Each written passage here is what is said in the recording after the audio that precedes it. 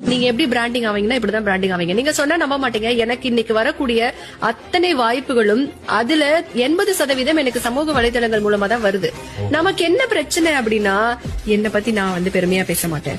ஆனா மத்தவங்க எல்லாரும் என்ன பத்தி பெருமையா பேசணும். என்ன பத்தி நானே பேசலாம், எவன் பேசுவான்?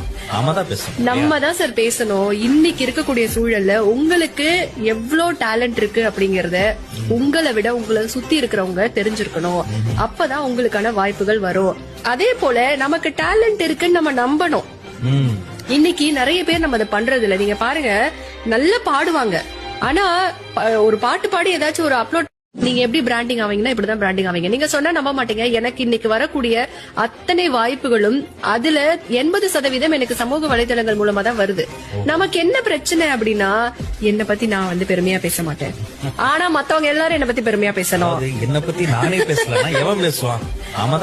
நம்ம தான் சார் பேசணும். இன்னைக்கு